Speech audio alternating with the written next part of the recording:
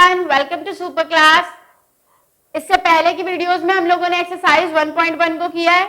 आज इस वीडियो से हम एक्सरसाइज 1.2 को स्टार्ट करने जा रहे हैं और इस वाली वीडियो में we will be doing your question number 1 और exercise 1.2 of the chapter 1 real numbers. Right, चलो। आई थिंक ये इस टाइप का क्वेश्चन मैंने आपको जब मैं लेक्चर करवा रही थी, जब मैंने आपको रैशनल नंबर्स का प्रूफ करवाया था, तब भी शायद ये करवाया है।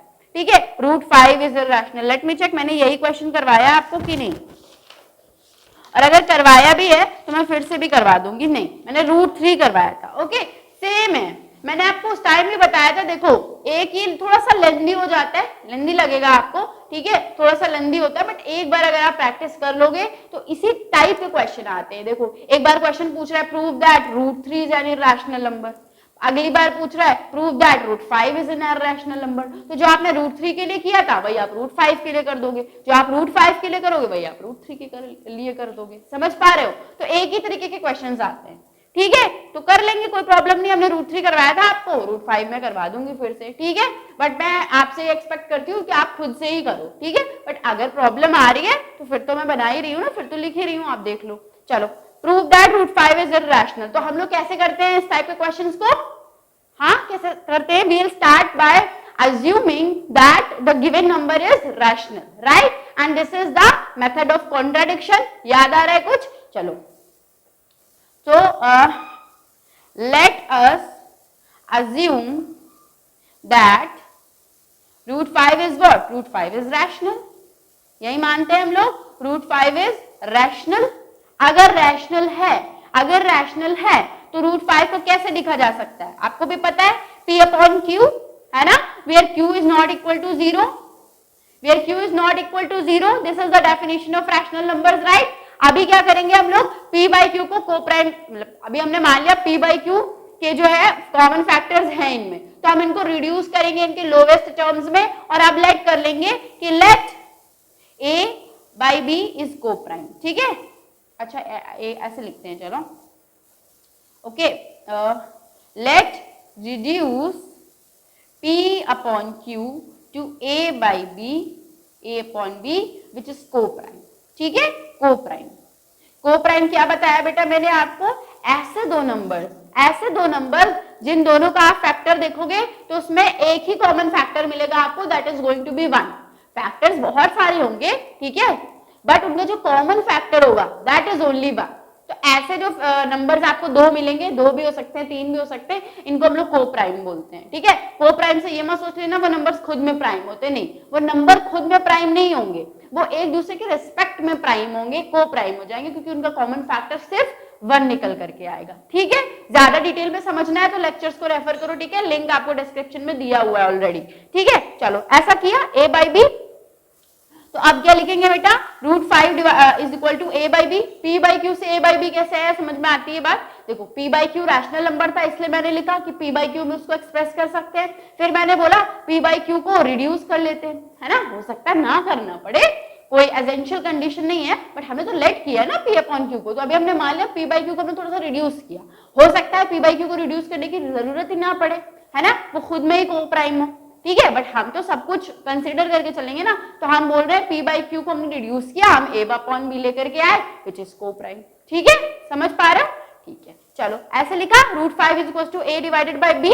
अब क्या करेंगे? क्रॉस मल्टीप्लीकेशन, और कुछ किया जा सकता है क्या इसके आगे? यही करेंगे। क्या हो जाएगा बेटा? Root 5B is equal to A, root 5B is equal to A। यहां तक समझ में आया?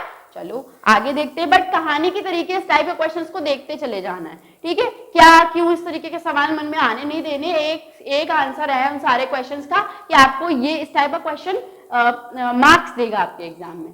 ठीक है, तो अगर आपको पता है कि इस टाइप के क्वेश्चंस आते ही हैं और लेंदी भी है तो क्या हुआ, मार्क्स के लिए इतना तो कर ही सकते हैं, है ना। चलो, root 5B is equal to A। अब हम क्या करेंगे बेटा? स्क्वायरिंग, और कुछ कर भी तो नहीं सकते हैं, squaring on squaring both sides, on squaring both sides। Square करना तो आता है कि नहीं आता है? आना तो चाहिए। देखो रूट, मैं करके लिख करके दिखाती हूँ आपको एकदम ओपन करके। ठीक है, ऐसे ही होगा बेटा, कोई प्रॉब्लम इसमें? चलो, 5B square is equal to A square. इतनी बात समझ में आई? कैसे किया मैंने? रूट 5 का स्क्वायर हमेशा 5 होता है, कैसे, ये भी देखो, डाउट नहीं रखना कि कैसे होता है। देखो अभी समझा देती हूँ। √5 का स्क्वायर 5 कैसे होता है। देखो √5 का मतलब क्या है, अगर किसी भी चीज के ऊपर रूट लगा है उसका मतलब क्या होता है भाई, उसका मतलब होता है उसके ऊपर 1/2 की पावर चढ़ी हुई है। समझ पा रहे हो इतनी बात को। √5 का मतलब है कि 5 के ऊपर पावर है हाफ। पता है आपको, ये बात आपने अपने प्रीवियस क्लासेस में पढ़ी भी होंगी, है ना। चलो इसके बाद मैंने क्या बोला, स्क्वायरिंग कर दो। स्क्वायरिंग कर दो, तो स्क्वायरिंग जब करोगे 5 की पावर हाफ है ही है, उसको फिर से स्क्वायर कर रहे हो, है ना, तो क्या हो जाएगा 1/2 × 2, तो ये 2 से 2 कैंसिल आउट हो जाएगा। दिखाई दे रहा है ना बेटा, 5 की power 1 that is going to be 5, नजर आ रहा है आपको, 5 हो जाएगा। ठीक है, चलो इतनी बात समझते हैं। ये 5 आ गया, हाँ मैं समझा दिया आपको। देखो अब देखो हमारे पास एक्सप्रेशन क्या बना, 5b² = a²। 5b² = a²। इसका मतलब क्या है, इसका मतलब ये है कि 5 डिवाइड्स a²। 5 divides a²। कैसे, अरे देखो मैं यहाँ पे लिखकर दिखा रही हूँ, देखना बेटा यहाँ पर देखो b² यहीं पे है ना, a² को 5 डिवाइड ही तो कर रहा है, डिवाइड ही तो कर रहा है। b² = a² divided by 5, divide ही तो कर रहा है, तो डिवाइड ही तो कर रहा है, b² भी डिवाइड कर रहा है, बट अभी हमें उससे यहाँ पे कोई मतलब नहीं है, इसलिए हम उसको लिख नहीं रहे। ठीक है, तो क्या बोल रही थी मैं, हाँ 5 डिवाइड्स a²। अब मैंने आपको एक थ्योरम बताया था that if p divides a² ना, if p divides a² then p will also divide a। ये थ्योरम याद है आपको, याद है, पढ़ा होगा तो याद है, पढ़ा तो नहीं होगा पक्का। तो यहीं पे आए और सीधा क्वेश्चन देखने, तो चलो देखो 5 डिवाइड्स a², तो हमको पता है 5 will also divide a, 5 will also divide a। ठीक, 5 विल आल्सो डिवाइड a, ये हमको पता है। कैसे पता है, थ्योरम से पता है। ठीक है, तो 5 आल्सो डिवाइड करेगा a को, तो बेटा अगर 5 डिवाइड कर रहा है a को, ठीक है, इस बात को समझो। ठीक है, 5 अगर डिवाइड कर रहा है a को, तो हम a को ऐसे लिख सकते हैं, a = 5c। अब कोई बोलेगा c क्या है, तो मैं बता रही हूं आपको, c is any positive integer. ठीक है, c किसी भी तरीके का इंटीजर हो सकता है वो। ठीक है, अब 5c ही क्यों लिखा, क्योंकि 5 ही डिवाइड कर रहे हैं ना, तो इसका मतलब a जो है कुछ 5 का ही फैक्टर होने वाला है, 5 में कुछ मल्टीप्लाई करा होगा तभी a आया होगा। तभी तो मैंने 5 को जब a को जब 5 से मल्टीप्लाई किया तो डिवाइड किया तो हो गया। इस बात को समझ रहे हो, a अगर 5 अगर a को डिवाइड कर पा रहा है तो a जो है पक्का ही पक्का 5c के फॉर्म में होगा। c कुछ भी हो, c1 होगा तो 5 ही हो जाएगा, a 2 होगा तो a 10 होगा। अगर a 10 होगा तभी तो 5 ने डिवाइड करा होगा उसको। अगर a 10 रहा होगा या 15 रहा होगा या 20 रहा होगा, ये सब क्या है, 5 के मल्टीपल्स है। तो a = 5c लिखने का मतलब मेरा सिर्फ इतना सा है कि a is a multiple of 5, a is a multiple of 5, तभी तो 5 ने उसको डिवाइड किया था। समझ पाए इतनी बात को। अभी क्या करेंगे, ये जो a की वैल्यू है ना 5c, इसको हम लोग उठा करके रख देंगे किसमें, इस वाले में। ये जो फर्स्ट इक्वेशन मैंने मार्क किया अभी आपके सामने 5b² = a² में, इसमें पुट कर देना जा करके। ठीक है, तो जब पुट करोगे तो क्या होगा, 5b² तो पहले से ही है, पहले से ही है। ये मैं फर्स्ट जहां पे मार्क किया उसमें रख रही हूं, उसी को देखो। 5b² लेफ्ट हैंड साइड वाला as it is note down कर दिया, a² वाले में रखो, 5c उसका होल स्क्वायर लगा दिया मैंने। ठीक है, अभी देखो 5b² = 25c²। कोई प्रॉब्लम तो नहीं है, 5 का स्क्वायर 25 होता है और c का स्क्वायर c² हो जाएगा। ठीक है, इतना समझ में आया। इसको सॉल्व करें थोड़ा सा। b² = भाई 20, देखो 25 और 5 है तो 5 × 5, 5 5 से 25, तो इवेंचुअली क्या बचने वाला है यहाँ पर, सिर्फ 5c²। इतनी समझ में आई, इतनी समझ में आई बात। इसको भी एक बॉक्स के अंदर बंद कर दो। और अब मुझे बताओ कि वही सेम आ गई ना कॉरोलरी, क्या कि 5 divides b², 5 divides b², c² भी डिवाइड कर रहा है बट उसका हमें कोई मतलब नहीं, इसलिए हम उसको देख नहीं रहे। यहाँ पे देखो, इसे देखो b² और 5, तो 5 अभी डिवाइड कर रहा है b² को, इसका मतलब उसी थ्योरम से 5 will also divide what, b। ठीक है, तो अभी ऊपर क्या लिखा था, 5 विल आल्सो डिवाइड a, अभी क्या लिखा, 5 will also divide b। 5 a को भी डिवाइड कर रहा है, 5 जाकर के b को भी डिवाइड कर रहा है। बट एकदम इनिशियली हम लोगों ने क्या लेकर के चला था, दैट a b आर को प्राइम। देखो ध्यान से, रेड कलर से मैं मार्क करने वाली हूँ, उससे देखना स्क्रीन के ऊपर, हाँ, विच इज को प्राइम। मैंने क्या मान लिया था ए बाई बी को, को प्राइम, और को प्राइम की तो डेफिनेशन ही यही है, उनके कोई भी common factors other than one, one के अलावा नहीं होने चाहिए। और हमने जब सॉल्व किया तो आ गया कि 5 भी डिवाइड करा, मतलब 5 भी एक फैक्टर आ गया ए का और बी का भी आ गया। तो that means a and b have at least, कम से कम 5 तो है, अब कोई और भी हो जाए तो हमें पता नहीं, बट 5 तो है, at least 5 as it's common factor, at least 5 as it's common factor. ठीक है, कॉमन फैक्टर 5 तो है ही है। ठीक है, ओके, सो अगली लाइन में लिखो, this is a contradiction, this is a contradiction of what we have assumed, और what we have assumed, that, क्या अज्यूम किया था हम लोगों ने initially, that a by b is coprime. ठीक है, इनिशियली को प्राइम हमने, और ये कहां से आया, because what we have assumed that a by b is co-prime, and so क्या था, √5 is irrational। ठीक है, ये हमारे, ये ऐसे लिखो इसको, this is a contradiction, what this is a contradiction of what we have assumed, that is, हाँ है ना, आगे लिखना, दिस कॉन्ट्राडिक्शन हैज अराइजन, ये कॉन्ट्राडिक्शन आखिर आया क्यों है, this contradiction has arisen due to our wrong assumption, due to our wrong assumption। wrong assumption हमारा क्या था बेटा, that ये contradiction क्यों आया, wrong assumption that √5 is what, rational। हमने यही गलती कर दी स्टार्टिंग में। ठीक है, तो hence √5 is rational, hence √5 is rational। so this is your question number 1।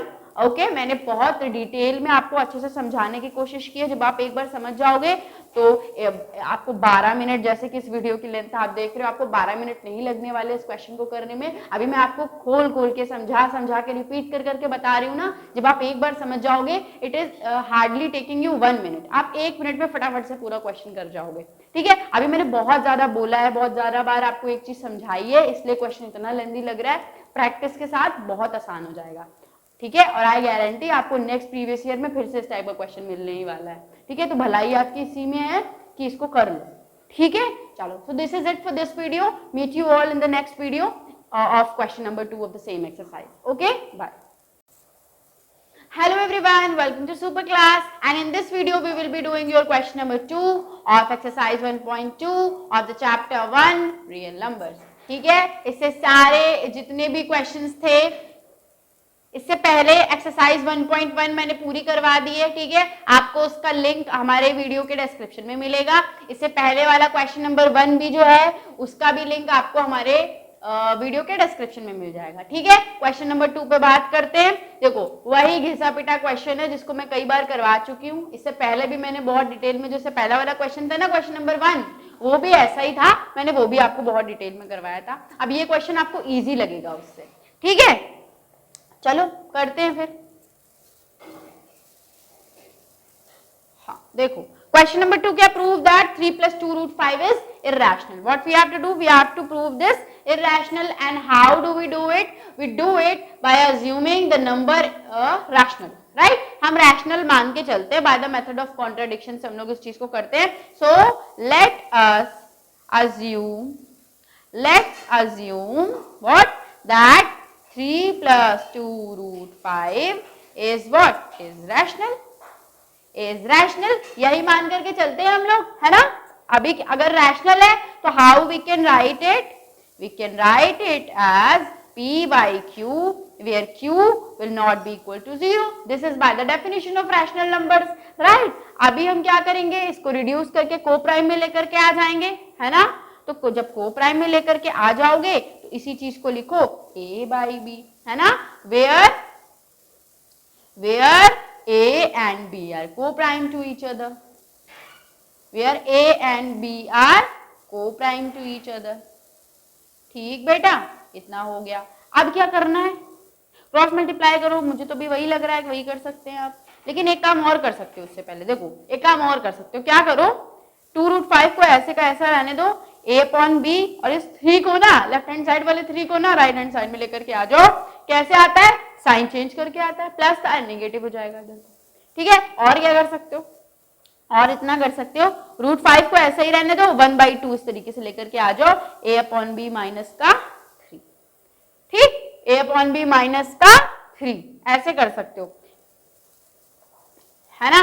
तो देखो, अच्छा वैसे एक मैं आपको बताती हूँ, ये इररेशनल आपको प्रूफ करना है। आप ऐसे अगर इस क्वेश्चन में ये बोल देता बेटा कि वेयर √5 इज इररेशनल, ऐसे अगर ये बोल देता तब तो ठीक है, हम ऐसे कर लेते। ठीक है,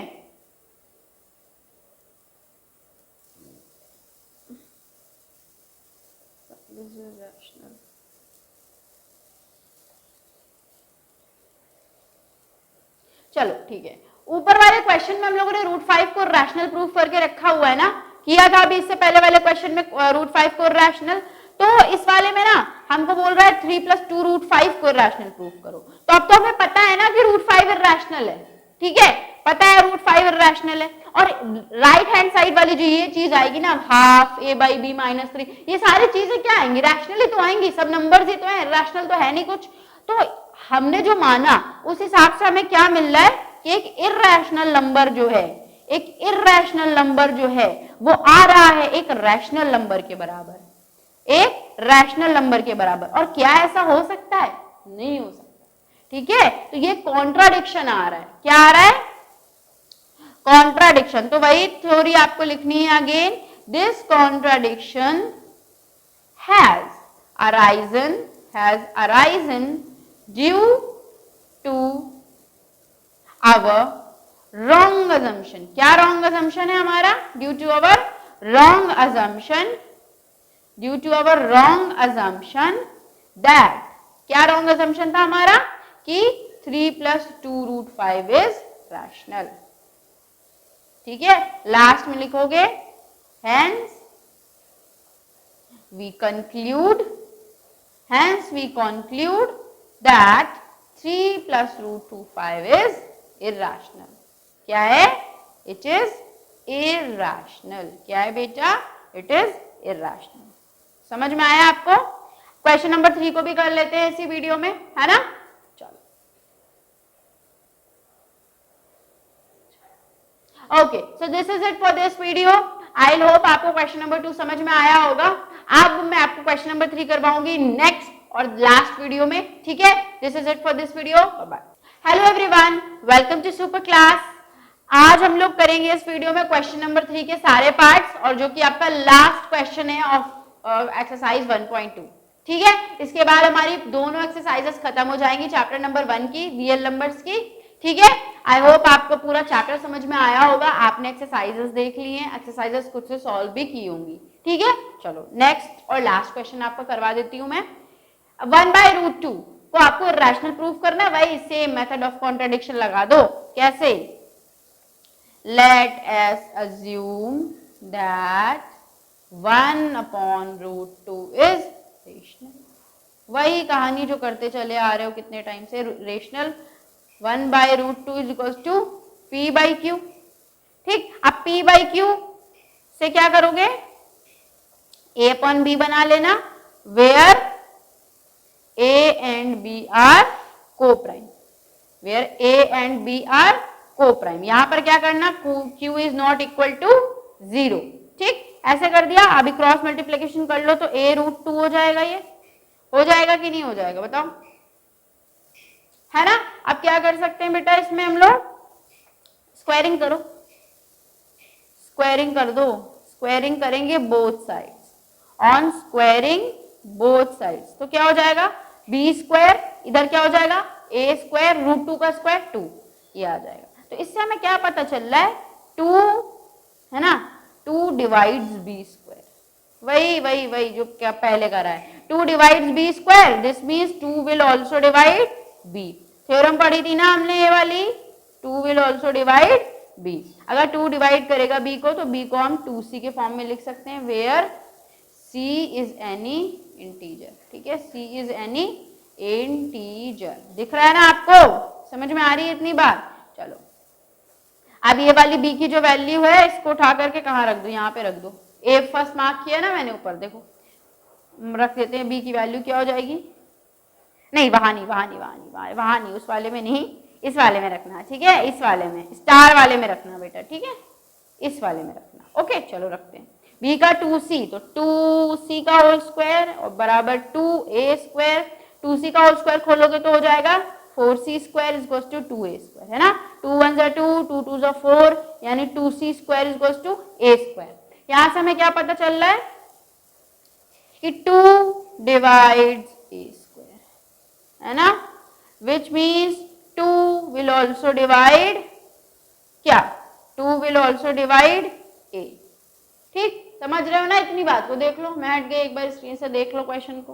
2 विल ऑल्सो डिवाइड क्या, a, तो इसका मतलब a एंड b, देखो हैव, a एंड b, ऊपर देखो मैं लिख रही हूँ हैव एट लीस्ट, देखो मेरे ऊपर देखो मैं लिख रही हूँ a and b have at least 2 as their common factor. लेकिन हमने तो माना था कि a and b coprime है। को प्राइम तो ऐसे होते हैं जिनके 1 के अलावा कोई भी कॉमन फैक्टर नहीं होते, तो ये तो कॉन्ट्राडिक्शन आ गया।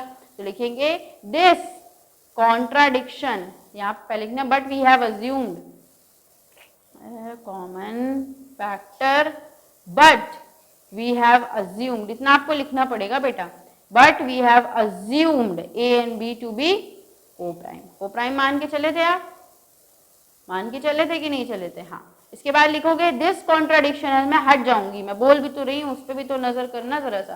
दिस कॉन्ट्राडिक्शन हैज अराइजन, अभी मैं हट जाऊंगी, आराम से तसल्ली से देख लेना, वही चीज जो मैंने 1400 बार इससे पहले लिखी है, वही चीज फिर से लिख रही हूँ। This contradiction has arisen due to the wrong assumption, मैं हट जाऊंगी अभी, ठीक है, रॉन्ग अजम्पशन दैट हाफ नहीं 1/√2 इज रैशनल। लास्ट लाइन क्या लिखोगे, हेंस 1/√2 इज इरेशनल। हट रही हूँ, ठीक है, हट जा रही हूँ,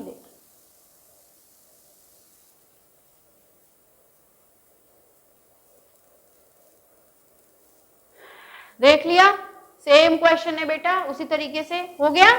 चलो अगला क्वेश्चन देखिए 7√5, ये उससे भी ज्यादा आसान होने वाला है, ठीक है। देखो कैसे, √5 को रैशनल प्रूफ करा है ना क्वेश्चन नंबर 1 में, उसी के हेल्प से हो जाएगा, ठीक है भाई। Let us assume that 7√5 is rational। अब 7/√5 रैशनल है, तो इसको अब इस बार हम लोग डायरेक्टली a/b में लिखेंगे, ठीक है, where a and b are coprime, ठीक, को प्राइम, ठीक है। अभी क्या करें, √5 को इधर ही रहने दो, a/7 भी कर सकते हो ना बेटा, 7 इधर आकर के डिवीजन में चला जाएगा, इतनी बात पता है ना। अभी देखो आप, √5 क्या है, हमने क्या प्रूफ किया था, रैशनल, इरैशनल प्रूफ किया था ना, किया था कि नहीं किया था बेटा, किया था। और a/7 भी, a भी तो इंटीजर्स ही हैं, 7 भी रैशनल है, तो ये होल मिलाकर जो भी कुछ आएगा बट होगा तो रैशनल ही, ठीक है, रैशनल ही होगा। So we know that irrational number can never be equal, right, can never be equal to any rational number। हो सकता है क्या ऐसा, कभी भी कोई रैशनल नंबर किसी इरैशनल नंबर के इक्वल आ सकता है, नहीं, बट हमारा तो आ रहा है। तो हमारा क्यों आ रहा है, ओके, क्यों आ रहा है, क्योंकि हम लोगों ने एक गलत अजम्पशन को लेकर के इस क्वेश्चन को आगे बढ़ाया था। तो वो गलत अजम्पशन क्या था, this contradiction has arisen, this contradiction has arisen due to our wrong assumption। देखो जैसे लिख रही हूं वैसे ही लिखना है आपको भी, due to our wrong assumption that क्या था क्वेश्चन, 7√5, that 7√5 is irrational, नहीं irrational माना था ना, rational, बस यही बचा था होने को, तो ये भी हो गया। अब इसको ऐसे बैक करके चला गया, ओके, रैशनल, ठीक, रैशनल। हैंस वी कंक्लूड, ऊपर कर दूं थोड़ा सा, अब देखो दिख रहा है ना, दैट 7√5 इज इररेशनल। समझ में आ रही है इतनी बात? अगला क्वेश्चन देखें, 6 + √2, वही सेम है, करके दिखा देती हूँ आपको, है ना।